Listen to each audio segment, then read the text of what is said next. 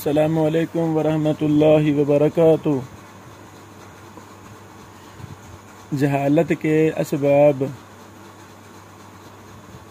मजहूल रावी पर ये एक अहम बहस है कि रावी के अंदर जहालत क्यों होती है, इसके सबब क्या हैं, वजूहात क्या हैं।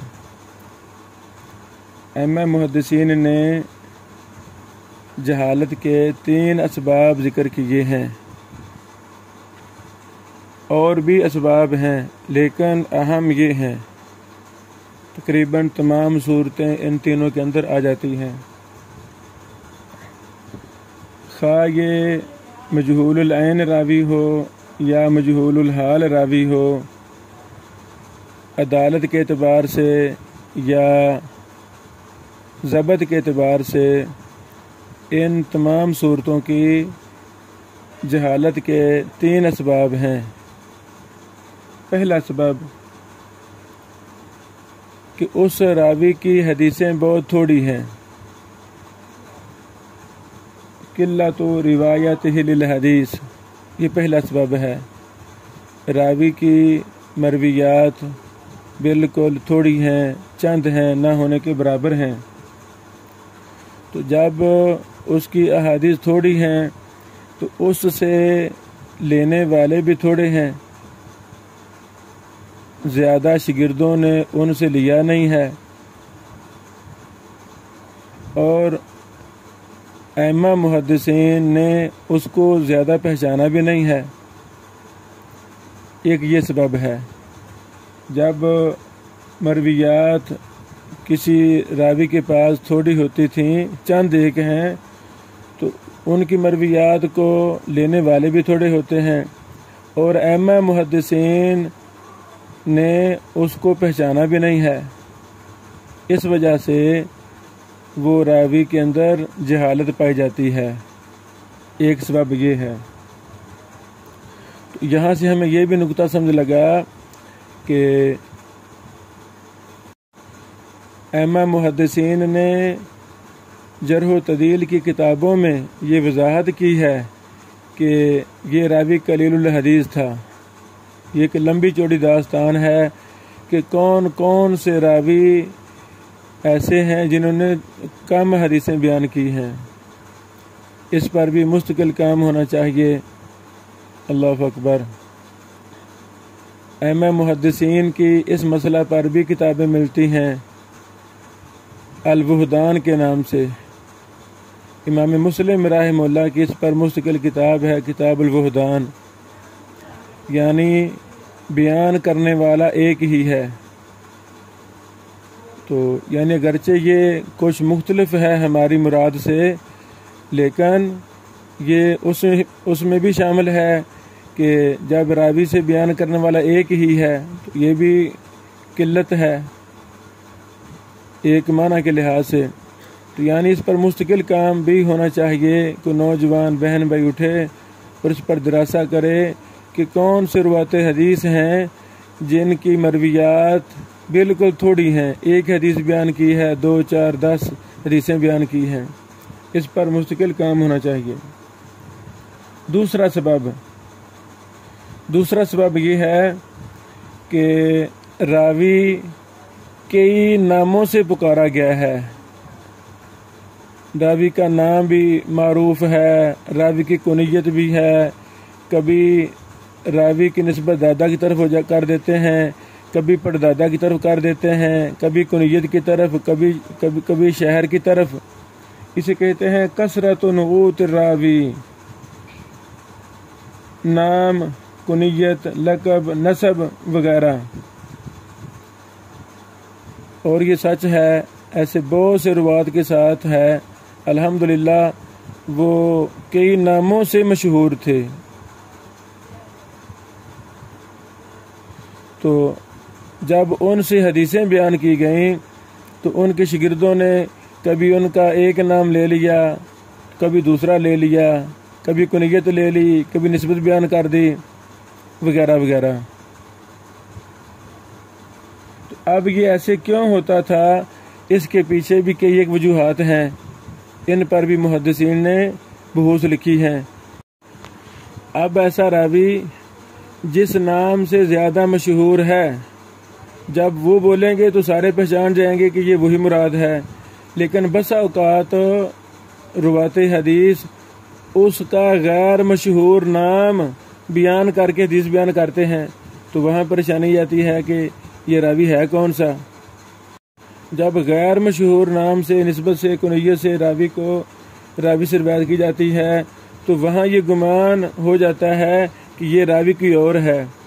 اب اور راوی کا جب ذہن میں گمان آئے گا تو اس کے حالات ہی نہیں ملیں گے، پریشانی آ جائے گی کہ یہ راوی تو میرے نہیں رہا، تو پھر اس کو مجہول کہنا پڑے گا۔ یعنی یہ بھی ایک بہت بڑا سبب ہے۔ امام زین الدین عراقی رحمہ اللہ نے اس پر تفصیل لکھی ہے، بلکہ ایک جماعت کا نام لکھا ہے کہ وہ راوی جو مختلف ناموں سے، کنیتوں سے، القاب سے، نسب سے معروف ہوئے ہیں، کچھ نام مشہور ہو گئے، کچھ غیر مشہور رہ گئے۔ ایک دفعہ راوی نے ایک نام لے لیا، دوسری طرف اس کی نسبت بیان کر دی، کبھی کہیں کنیت بیان کر دی۔ تو امام عراقی رحمہ اللہ، حافظ ابن حجر کے رحمہ اللہ کے استاد محترم نے اس بات کے آخر میں بڑا اچھا نقطہ لکھا ہے، وَإِنَّمَا يَفْعَلُ ذَلِكَ كَثِيرًا الْمُدَلِّسُونَ، یہ اکثر اوقات مدلس راوی کرتے ہیں اور اس کو تدلیس الشیوخ کہتے ہیں۔ تدلیس الشیوخ اسے ہی کہتے ہیں۔ یہ بحث فتح المغیث صفحہ نمبر 388 میں آپ تفصیل کے ساتھ دیکھ سکتے ہیں۔ حافظ ابن حجر اسقلانی رحمہ اللہ نے نزہۃ النظر صفحہ 52 میں اس کی ایک مثال دی ہے۔ محمد بن الصائب بن بشر الکلبی ناسبہ بعضهم الی جدہ، بعض نے ان کی نسبت دادا کی طرف کی ہے۔ فقال، تو اس نے کہا محمد بن بشر۔ اب لفظ الصائب جو ان کے باپ کا نام تھا وہ حذف ہو گیا، محمد بن بشر۔ بعض نے ان کا نام لیا ہے حماد بن صائب، اور بعض نے ان کی کنیت لی ہے ابو نضر، بعض نے کنیت لی ہے ابو سعید، بعض نے کنیت لی ہے ابو ہشام۔ اللہ اکبر۔ اب راوی ایک ہے، اصل نام ہے محمد بن الصائب بن بشر الکلبی۔ اب اس راوی کی 3 کنیتیں ہیں، 3 کنیتوں سے روات حدیث نے ان کو ذکر کیا ہے۔ فَصَارَ يُظَنُّ أَنَّهُ جَمَاعَةٌ، تو یہ گمان کیا گیا کہ یہ تو ایک جماعت ہے، ایک راوی نہیں ہے، یہ مختلف راوی ہیں، ابو سعید الگ ہے، ابو نضر الگ ہے، ابو ہشام الگ ہے، حالانکہ یہ ایک ہی راوی ہے۔ جس کو حقیقت کا پتہ نہیں ہے تو وہ ان راویوں کو نہیں پہچانے گا، وہ کہے گا یہ سارے مجہول ہیں۔ جرح و تعدیل کی کتابوں میں ان کے حالات تلاش کریں گے تو حالات ملیں گے نہیں، تو پریشانی آئے گی۔ یعنی یہ بھی ایک سبب ہے۔ اس پر یہ ایک مثال ہے، بہت زیادہ مثالیں ملتی ہیں۔ تو اللہ اکبر، المتفق والمفترق وغیرہ وغیرہ علوم حدیث میں یہ ایک مستقل بحثیں ہیں۔ اس پر بھی محدثین نے بڑی کتابیں لکھی، امام دارقطنی، امام خطیب بغدادی وغیرہ وغیرہ نے۔ یعنی ناموں میں جو تبدیلیاں واقع ہوتی ہیں، ایک پوری داستان ہے، اللہ زندگی دے گا انشاءاللہ تو اس پر بھی ہم ایک دورہ کروائیں گے۔ تیسرا سبب ہے راوی کے نام کی تصریح کا نہ ہونا، عدم التصریح باسم راوی، راوی کے نام کی وضاحت ہی نہیں ہے۔ سند میں ہے شیخن، لفظ شیخ اب یہ کسی راوی کا نام نہیں ہے. رجل اب یہ راوی کا نام نہیں ہے. ثقۃ اب یہ راوی کا نام نہیں ہے. یعنی راوی کے نام کی صراحت ہی نہیں ہے. یہ بھی جہالت کا ایک بہت بڑا سبب ہے. اب راوی کے نام کی صراحت کے نہ ہونے کے 3 اسباب ہیں. پہلا سبب اختصار ہے. راوی نے سند کو نام کو مختصر کرتے ہوئے پورا نام ہی چھوڑ دیا، بس کہہ دیا شیخن.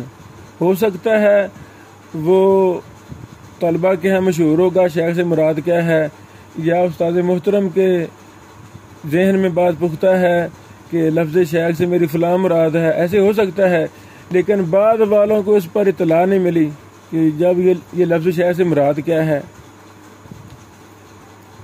پہلی بات. اس پر ابن حجر رحمہ اللہ نے نص بیان کی ہے، نزہۃ النظر میں صفحہ نمبر 52 ہے. دوسرا سبب راوی کے نام کی عدم صراحت کا نسیان و اسم راوی، راوی کے نام کا بھول جانا. یعنی محدث حدیث بیان کر رہا تھا، سند بیان کر رہا تھا، تو وہ راوی کا نام ہی بھول گیا. اور یہ ممکن ہے، انسان ہے، راوی کا نام بھول گیا. اب راوی کا نام بولا تو رجل کہہ دیا، رجل، یا شیخ کہہ دیا، یا ثقۃ کہہ دیا، امام کہہ دیا، وغیرہ وغیرہ.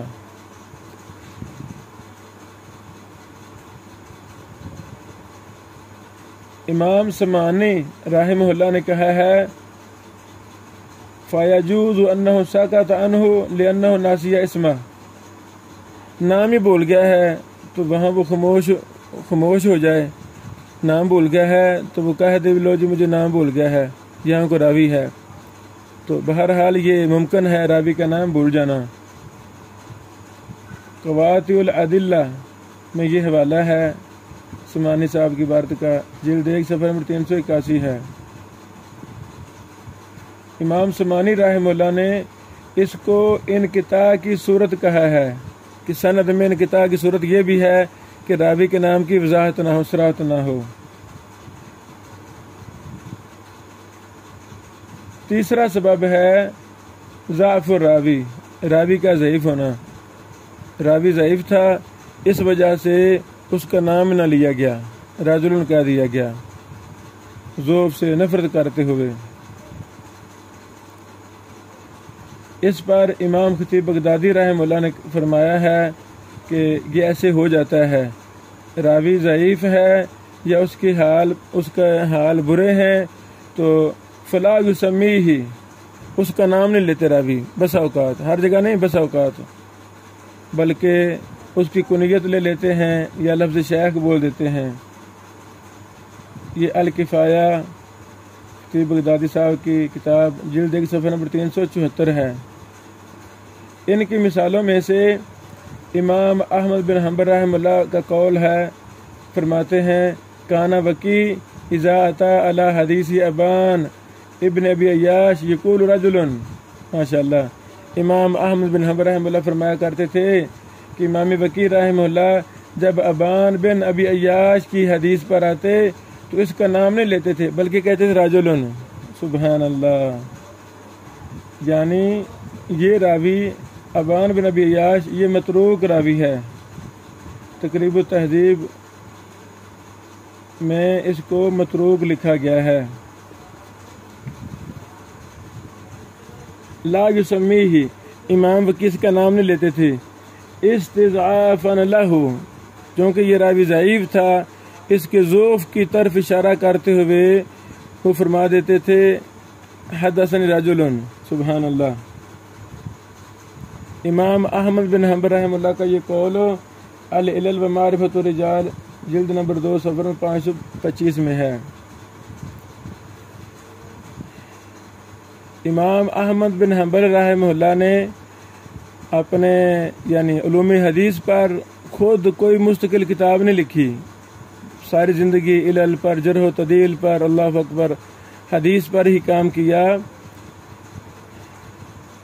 دارالفلاح ادارے نے جو ایک موسوعہ تیار کیا ہے امام احمد بن حنبل رحمہ اللہ پر، الجامع لعلوم الامام احمد کے نام سے، بہت ضخیم جلدوں میں، اس میں علوم حدیث کے اقوال امام احمد بن حنبل کی کتابوں میں، امام احمد بن حنبل کے شاگردوں کی کتابوں میں جو منقول ہیں وہ انہوں نے باحوالہ جمع کر دیے ہیں۔ دوسرے لفظوں میں اگر ہم چاہتے ہیں کہ امام احمد بن حنبل رحمہ اللہ کے اصول حدیث، علوم حدیث، اصطلاحات حدیث، اصول جرح و تعدیل ہم پہچانیں تو ہمیں الجامع لعلوم الامام احمد کی متعلقہ جلد جو علوم الحدیث کے ساتھ خاص ہے، وہاں مستقل یہ اس عنوان سے انہوں نے اصول حدیث کی بحوث اکٹھی کر دی ہیں ماشاءاللہ، اور یہ بہت دلچسپ یہ باتیں پڑھنے والی ہیں۔ اسی طرح دیگر ائمہ محدثین کے منتشر اقوال بھی عرب شیوخ نے ان کو مستقل کتابوں میں جمع کر دیا ہے، تو ہمیں پرانے سے پرانے محدثین کے علوم حدیث کے اقوال وغیرہ کو اکٹھا کرتے رہنا چاہیے، ان کو پڑھنا چاہیے۔ اللہ اکبر، جہاں انہی سے ہم نے علم جرح و تعدیل، علم علل، علم حدیث وغیرہ سیکھا ہے، علم فقہ، انہی محدثین سے، جو ان کے اندر پختگی تھی وہ کسی اور میں نہیں ہے۔ امام احمد بن حنبل رحمہ اللہ کا یہ قول العلل و معرفۃ الرجال جلد نمبر 2 صفحہ نمبر 525 میں ہے۔ اسی طرح ان کا ایک دوسرا قول کانا وکی اذا اتا علی حدیث جویبر، امام وکی رحمہ اللہ جب جویبر کی حدیث پر آتے تو کیا کہتے؟ قال سفیان ان رجل، امام وکی فرماتے سفیان نے کہا ان رجل، اس کا نام نہیں لیتے تھے جویبر کا، لا یسمیہ، اس کا نام نہیں لیتے تھے، استضعافا لہ، اس کو ضعیف سمجھتے ہوئے۔ یہ قول العلل و معرفۃ الرجال جلد نمبر 2 صفحہ نمبر 525 میں ہے۔ جویبر بن سعید الازدی ابو القاسم البلخی ہیں، کوفہ میں رہے، یہ تفسیر کے راوی ہیں، ضعیف جداً، یہ سخت ضعیف راوی تھے۔ تو یہاں یہ چند ایک مثالیں ہم نے بیان کی ہیں، تو جب ہم تتبع کریں گے تو ہمیں بہت زیادہ مثالیں اور بھی ملیں گی، اور مین اہم ترین جو جہالت کے اسباب ہیں وہ یہ 3 ہیں۔ اس طرح دیگر یعنی جب ہم دیگر کتابوں کا دراسہ کرتے ہیں تو ہمیں اور بھی اسباب ملتے ہیں، لیکن وہ بھی تقریباً کے تحت ہی آ جاتے ہیں۔ بارک اللہ فیکم۔ تو اس یعنی جو ہم 12 چیزیں کہتے ہیں، ابھی کہہ رہے ہیں کہ ان چیزوں کو 12 سنا جائے، 5 10 مرتبہ ایک درس کو سنا جائے، پھر نوٹس تیار کیے جائیں، اپنی کاپیوں پر لکھا جائے، کمپوزنگ کیا جائے، اسی بحث کو دیگر کتابوں میں بھی دیکھا جائے۔ ماشاءاللہ سب کتابیں نیٹ پر موجود ہیں، شاملہ اردو، شاملہ عربی، وقفیہ وغیرہ وغیرہ۔ اللہ کی بہت بڑی نعمت ہے، جو علم کا حریص ہو اس کے لیے کوئی مشکل نہیں ہے۔